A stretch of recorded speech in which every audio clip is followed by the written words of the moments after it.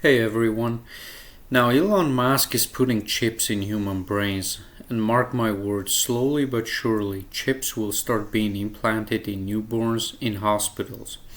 As the most benevolent villain works to establish total control over humankind through human AI integration. That's a side note, and now let me tell you the story of how we got here to this point to what I call wage slavery.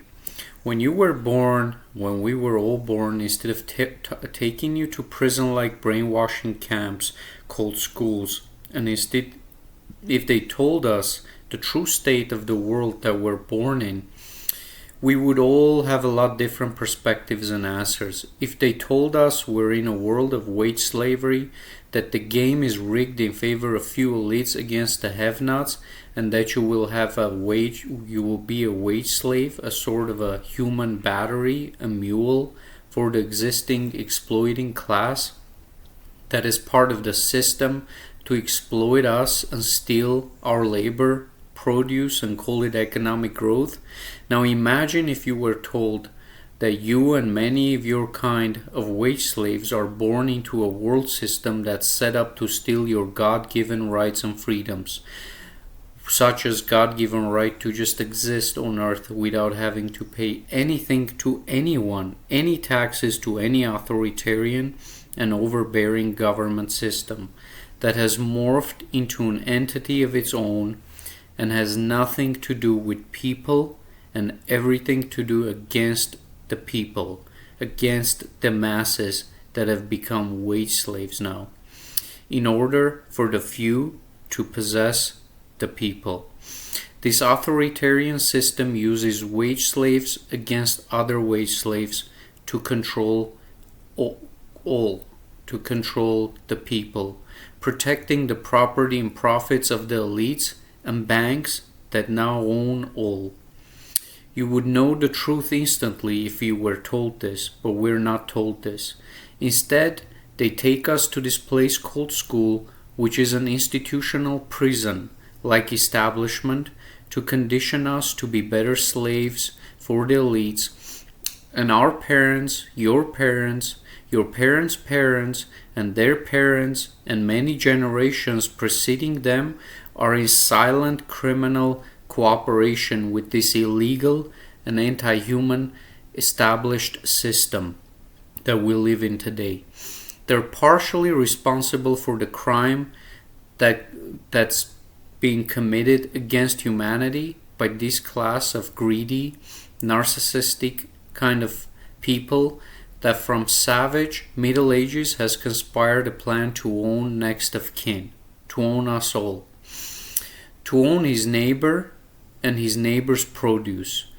It is greed, envy, covetousness, materialism, and worship of things that is the underlying driver of the system since times of cavemen. This is the same system from savage to Babylon and Rome to present times that we live in, facilitated by enormous industrial might and technological advancements of humankind that is being used against humankind itself. It's a degenerate system that has evolved for its own good and good of few to enslave and own the masses and use their own labor like batteries, like a resource, and hence they call humans now human resources. The elites that own now humans and our world will sugarcoat the unjust wage slavery system with different economical and political names. Growth, GDP, CPI, corporate other words they will use. Anything to hide the true meaning and actual state of affairs, which is wage slavery, pay per breath, pay to live and exist on planet Earth. Don't get me wrong, I'm not arguing against free money system, as I am all for freedom in economic and political life, but the current system is set up to mimic and hamper Freeman in his economic and political life. The elites use the government of men that was supposed to be for men against men. They use government against men. creating as many rules and illegal regulations to access and regulate every aspect of life, which in itself is a classic definition for a totalitarian state. See, it all started from one godless savage trying to own the other savage. We were free back in a day, thousands of years ago, and no one owned anything but was free to keep his subsistence and use the earth for his own needs, not more and not less. There comes one savage that hunts more and accumulates more deer meat than the rest of the savages. Then he realizes he can hire the other Freeman savages to cut wood for him, and in exchange for this, he gives them deer meat for their labor. Thus, he buys a few freemen to go cut wood in exchange for deer meat. This is where the exchange of labor that happened, and this is where the greedy guy realized he can own even the most valiant and courageous of the savages.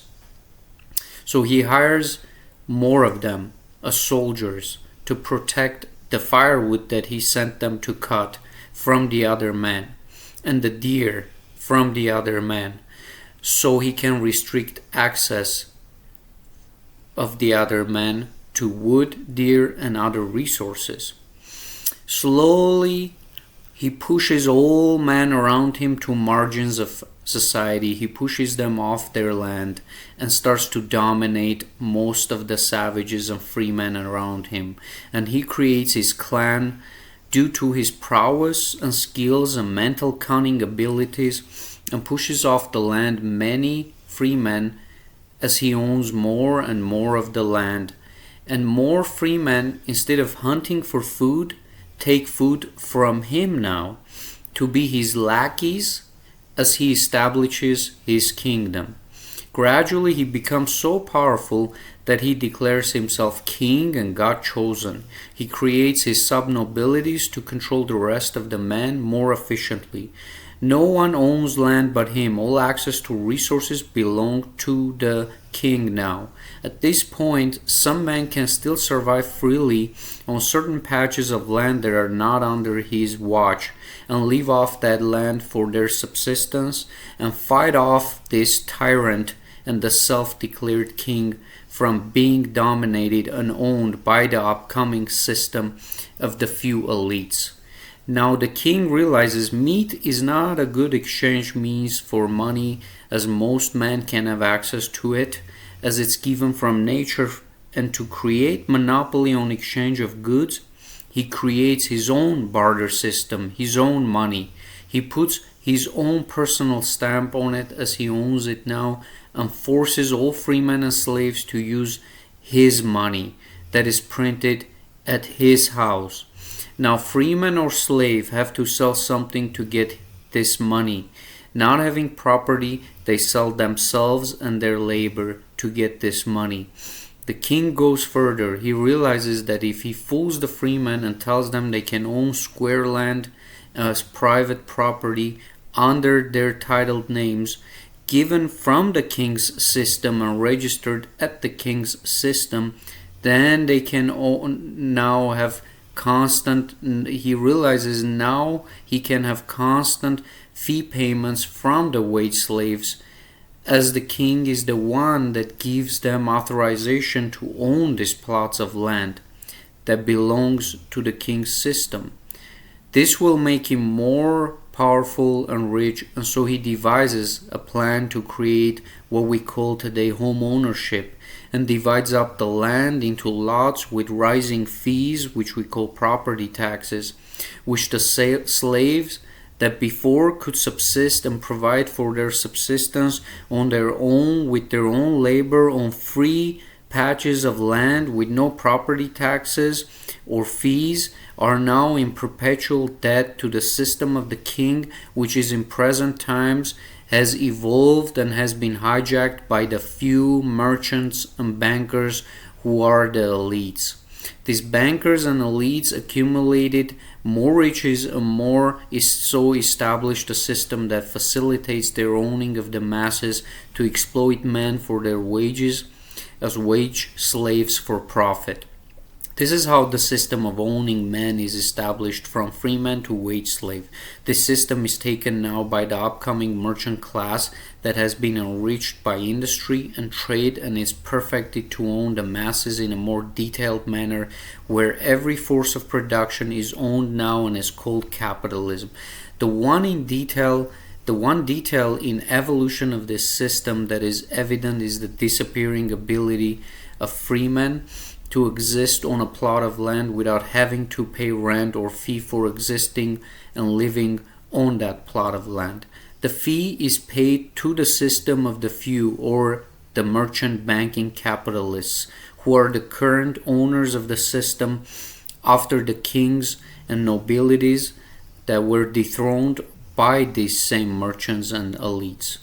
This merchant class has devised the most cunning methods to lie and cheat to keep power over the many. They have taken all good and have defiled it, and have maimed the good from God. They have maimed and transformed democracy to use for their own sake. They used God in the Middle Ages, for example, to act like they have God-assigned powers over the masses, and now they're using democracy while their oligarchic crony capitalistic system is controlling all levels of democratic processes, making it virtually an authoritarian oligarchic system where banks own everything and everyone. Now the freemen are as wage slaves with their rights and freedom slowly decaying and disappearing and being chipped away by the system of the few elites who have hijacked free market economy and democracy from the people. Now on this note, I don't want to be too gloomy. Not everything is so gloomy and sullen, but our human freedoms and free market is under threat from the few to monopolize it.